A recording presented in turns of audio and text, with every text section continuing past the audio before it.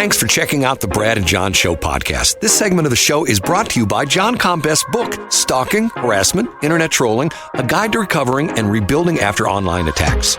It's a great reference if you've ever been the unfortunate target of a social media attack. It's available on Amazon. Just search John Combest. That's C-O-M-B-E-S-T, John Combest, and the book will show up in your search results. Now it's time for another segment of the Brad and John Show. Can you handle it? It's me, Egbert, once again. I'm the new owner of this station. I went out and hired the best talk radio consultant, Jeff Allen from News Talk STL, and told him to hire the worst talent he could find. Jeff did exactly as I told him. Ladies and gentlemen, here are Brad and John. Every time I hear that promo, I'm thinking to myself, does he like us or does he not like us? I guess, I don't know. We're our own best judge, Brad. Yeah, That's all that matters. Okay, so John wins this bet where I say we couldn't have any congressional candidates for the 3rd Congressional District on the show because nobody would be interested in being on Egbert and the BJ show. John proved me wrong because we have a guest. I'm going to hit my little phone right here right now. Hopefully this is going to work and it's going to go on the air. And, oh, it's ringing. I've done something right.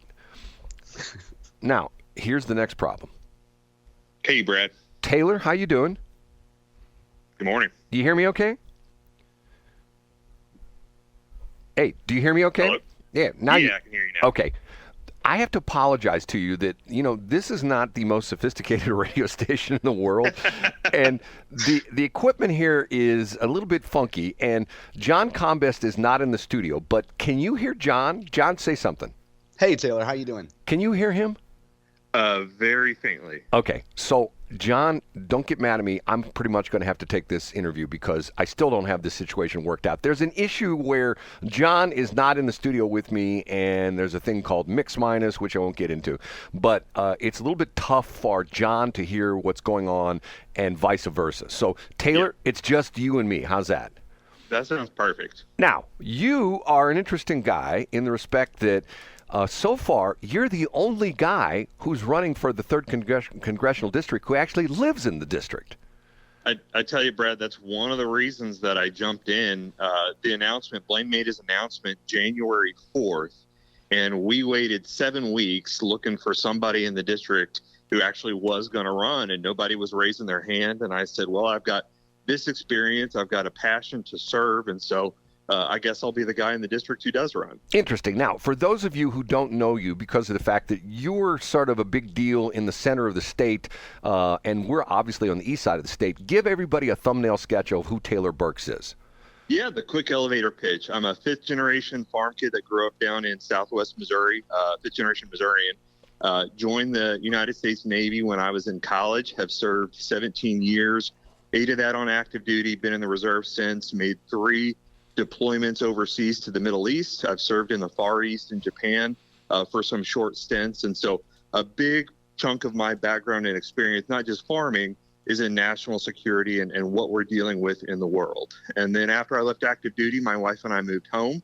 I went into the private sector. I'm a supply chain professional. So I worked in the hospital systems and then was appointed Boone County clerk by Eric Greitens back in 2017. Interesting. So you're a Navy guy. Can I ask you a real quick question? That's what I'm here for. Do you know who Mike Elam is? He's a St. Charles County commissioner, or councilman or whatever they call it in St. Charles County. You know him? I have not met him, no. Mike is a very renowned, he's a radio guy, ex-radio guy, and he still does a lot of public speaking. And I heard he gave a speech one time about graduating from basic training in the Navy, and he gave the 200-yard speech. Are you familiar with this? I'm not, no. Okay, he said that before you graduate from basic training in the Navy, you have to swim at least 200 yards. And they don't care if you dog paddle or whatever. You have to swim 200 yards. And you don't know about this then? Not this particular story, no. Well, he said the reason for that is that you have to be able to swim 200 yards because when the ship sinks, it won't tow you under. Oh, gotcha.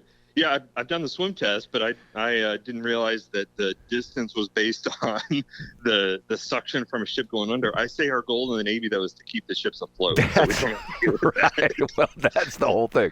Now, you running for Congress. So currently what was your position again in which county? I I was the county clerk in Boone County, so county administration and local elections. And you're the guy that people complain to when the elections didn't go correct, right?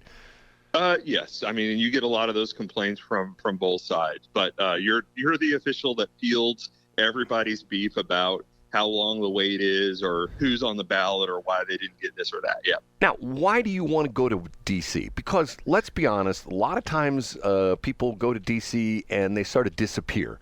What's the difference? What's the difference that you're going to make if you're the 3rd congressional district guy?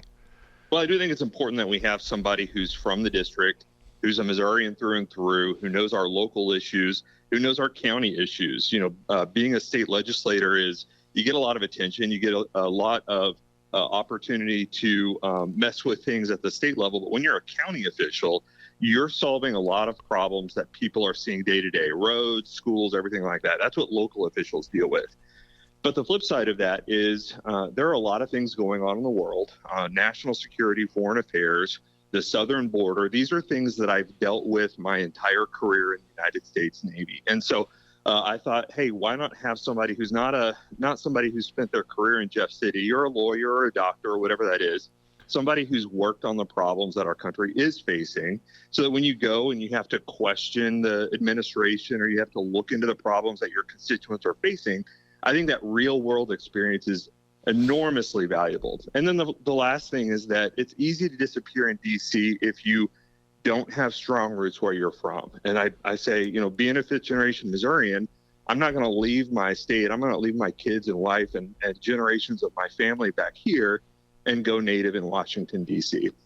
Now, the district you are running in is sort of a crazy geographic district. It goes all the way from the Mississippi River at one point, and halfway through Columbia? Is that correct? You got half of Columbia? Yep. Columbia got split straight down the middle, right down Broadway, which is where City Hall and restaurants and all the popular stuff in Columbia sit right on Broadway. The state legislature 2 years ago split Columbia and Boone County right down Broadway. So you've got sort of an interesting district if you've got part of Columbia, which is obviously a big college town with Mizzou and obviously Stevens, but then you've got everything in between, a lot of farmland between there and here, and then when you get into the St. Louis area, you've got some fairly heavily populated areas. Right. Is that something you see as a challenge for you, or you are like, hey, man, I can do that?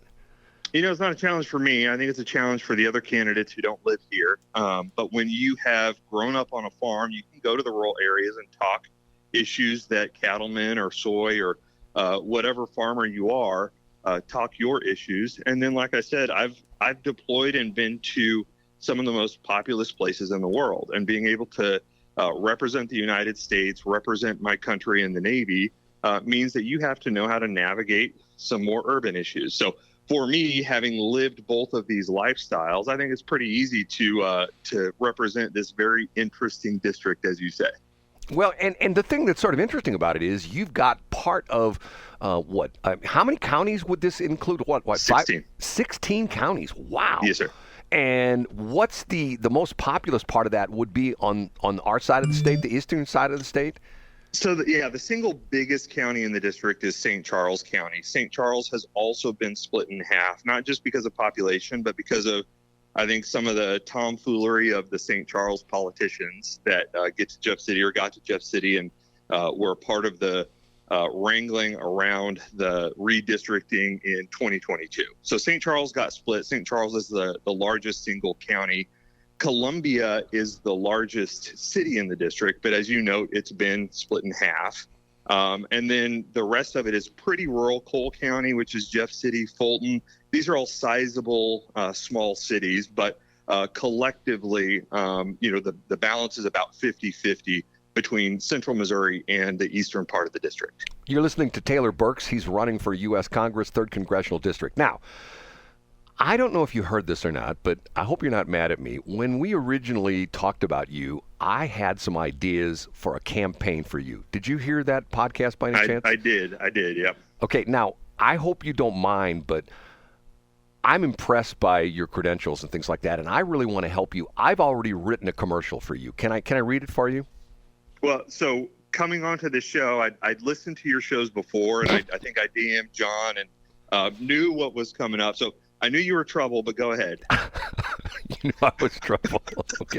Okay, here we go. This is, if I were your campaign manager, this is the commercial I'd run. Hi, I'm Taylor Burks, and I'm running for U.S. Congress. Yes, I'm running swiftly to get things done for you. No dilly-dally. Elect me to U.S. Congress, and I'm going to move swiftly to reduce your taxes. Tired of waiting for your tax returns every year? Elect me, Taylor, and I will pass legislation that will make the IRS get your tax returns due in the mail and get in your hands swiftly. You've heard those other candidates make promises. Just shake it off because you belong with me. I'm Taylor, and I love country music. When you're listening to your favorite country radio station and you hear a Tim McGraw song, think about voting for me. I'm Taylor Burks, and I'm running for U.S. Congress, paid for by Travis Kelce. What do you think? I think that's absolutely perfect, and I don't even have to worry about media consultants right now. Right. See, there you go. See, I have to tell you, Taylor, already I like you because you have a sense of humor, because sometimes we deal with politicians who are wound, shall we say, a little bit too tight. You know what I'm talking about? Well, you can't see my face, but I'm giving you my shocked face. Okay, if people want to find out more about you, give us the contact information, web address, all that kind of stuff. Yeah, TaylorBurksForCongress.com is our website. On Facebook, it's Burks for Congress, and on Twitter, you can follow me at Taylor W. Burks. I do my own Twitter stuff, so everything there is a little less polished than the other areas. But yeah, TaylorBurksForCongress.com. And I would imagine, because we're in the east central part of Missouri, our listenership is essentially the St. Charles, the western communities, St. Charles County, Franklin County, Warren County. Any trips to this in the near future? We're going to go all over the district, so I'll be there as often as I am in central Missouri. They know me more in central Missouri, which means I want to spend as much time as possible in the eastern part where people get to know me a little better. And I understand that this past summer wasn't the best summer for you. It was actually a cruel summer. Is that true? So my company's a landscape company, so I don't know if this is a landscape joke or a Taylor Swift reference. That was a Taylor Swift reference. Yeah.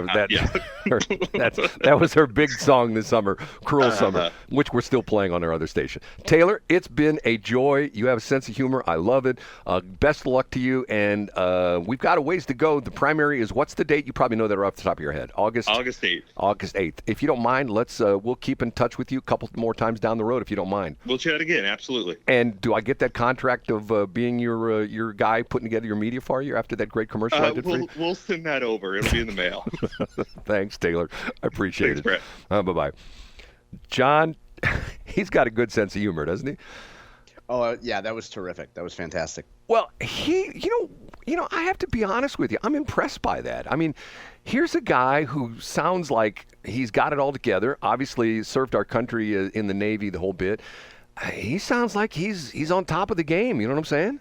He is. And, what I would suggest folks do is he had really the definitive overview of Taylor's campaign. If you go to my website, or actually go directly to This Week in Missouri Politics on YouTube. He did the midweek update with Scott Fawn on Wednesday, I believe it was. And yeah, I think it was Wednesday. And so Scott walks through the campaign with him for about 30 minutes, and Taylor gives a really deep dive on what the demographics of the district are. If you're not sure exactly if you're in the district, you can listen to it, and you can listen to a little bit more about his career. It's the definitive interview so far with Taylor, and check that out. Again, that's on This Week in Missouri Politics on YouTube. Well, for equal time, we'll have Mary. I keep wanting to call her Mary Louise. I don't know why. You must have known a Mary Louise in your life. I think I did, because I keep wanting to call her Mary Louise Coleman. Mary Elizabeth Coleman. Mary Elizabeth Coleman. And then Bob Andre is going to be on Tuesday. And interesting, because when I talked to Bob Andre last night, actually we texted back and forth, he liked Tuesday because you know what significance Tuesday is? Yeah, it's filing day. Yes, that's filing day. So I guess he'll be in Jefferson City on Tuesday then, right? Don't they actually all have to go down there? File. Yeah, I'm sure he'll be down there. Right. Okay, so we'll talk to him, and I guess this is a dumb question, but you know this better than anybody. Will he be standing in line when we talk to him? We're at 7:20, because don't they all line up for the first? Yeah, he'll probably be in line, yeah. So other folks can hear his conversation. Now, the most important thing now, I think the mix has been changed up a little bit. In general, as long as you're there the first day, I don't believe it matters as much as where you are in line. But it is a symbolic thing, and people, take selfies or they have their campaign people take pictures of them in line. It's a rite of passage. Well, I thought the order that they were on the ballot was the order they showed up to sign up. Is not. It used to be, and I believe that the process now is everybody who's there on the first day, they do essentially, a raffle, so to speak, or a random number.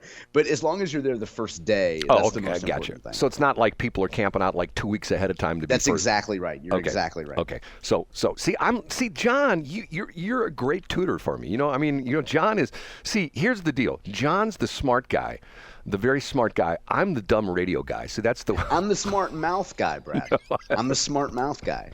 And you're the polished veteran. Yeah, right. I don't know about that. It's true. It's true. Okay. And hey, you know what? And this is a great example, Brad, of us having these candidates on the show. What I will not let you do, Brad, I will not let you talk about yourself and make it low self-esteem theater and say, hey, we're just this little radio station and nobody's going to come on our show. I'm not going to let you talk about yourself or our show like that, Brad. You don't like my self-deprecation? I do appreciate it. And, as I was texting with somebody about this last week, somebody who we know and love, who I'll protect their identity. But we were talking about one of your greatest traits, Brad, is your humility. And there's a difference between that and saying, oh, no, our show's not important enough for congressional candidates to come on. Of course it is, Brad. The most influential people in the state listen to us before they go on their trip to D.C. They download the podcast. They listen to it on the plane. They listen to us to and from Jeff City or wherever they're going in the course of their day.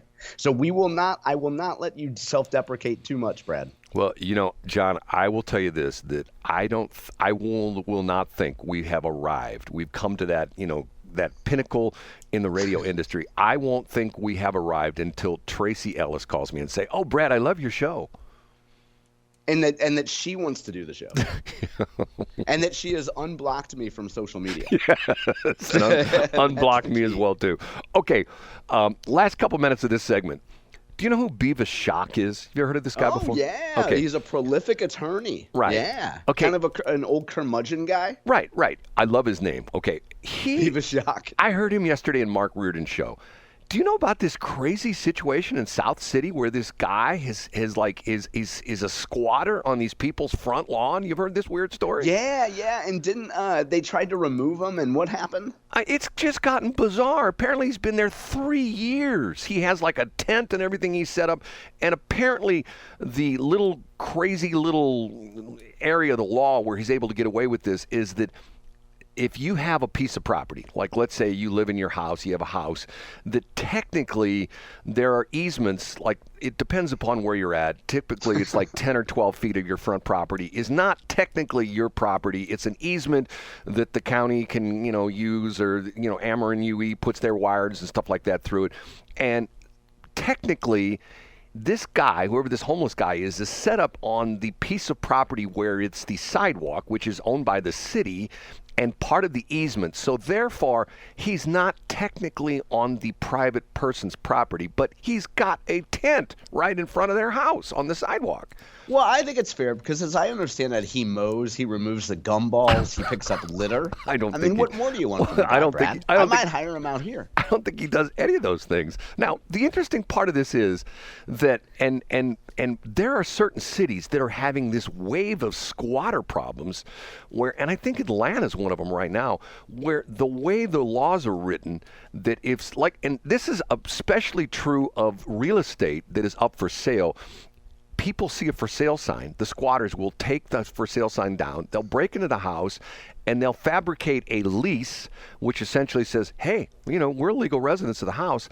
And sometimes, depending upon the municipality and how the laws are written, even if it's like your house, let's say these people break into your house and they take over your house, it's for sale, and you're in the process of trying selling it, it may take you 1 to 2 years to get them evicted because the laws have been written and they know the little idiosyncrasies in the laws. That's why apparently it's being very prolific in Atlanta, because of the fact that the Atlanta and the Georgia state laws are very, very, very pro-tenant. And once you essentially have declared tenancy, and that's what they're doing, they're moving in, they said they come up with a fake lease, it gets very hard for them to throw them out. Police show up, they say, this is a civil matter, there's no crime being committed here because of the fact that, we're not attorneys, we don't know what the lease is. So, and I'm going like, this has gotten bizarre. I mean, to me, this is something that should be front burner in the legislature. But yeah, addressed by, and every time I hear the story, and I remember this was a huge deal during the housing crisis of what, 08, 09, whatever that period was. Right. I remember all throughout the country, people, when people would go into these beautiful homes that the original family couldn't afford and just squat in there and live there for years. Now, what I don't understand is, are they still able to get utilities? Are they still able to get water, heat, electricity? Well, some of them have them, some of them don't. But see, the interesting thing about it is once they come up with this fake leases, is that, you call up Ameren UE and you say, hey, I'm at, 123 Mockingbird Lane, and they go, well, is this your property? Well, I don't own it, but I'm leasing it. I guess, if they pay the deposit and stuff like that, they hook up the utilities. And we'll make our second Sopranos reference of the week. This is where in the Sopranos you would just have some guys come in the house and the house would be clear in about 15 minutes. Well, what keeps you from physically removing these people? Because of the fact that then they can file charges against you for essentially for assault and battery. Wow. Because see here, and that's the interesting here. Let's carry this over to the next segment because we're long in this one. Anyway, I heard the thing with Bevis Schock yesterday, and I thought to myself, God, this has gotten so bizarre. Okay, we have to take a break. Thanks for checking out the Brad and John Show podcast. This segment of the show is brought to you by John Combest's book, Stalking, Harassment, Internet Trolling, A Guide to Recovering and Rebuilding After Online Attacks. It's a great reference if you've ever been the unfortunate target of a social media attack. It's available on Amazon. Just search John Combest. That's Combest, John Combest, and the book will show up in your search results. Now it's time for another segment of the Brad and John Show. Can you handle it?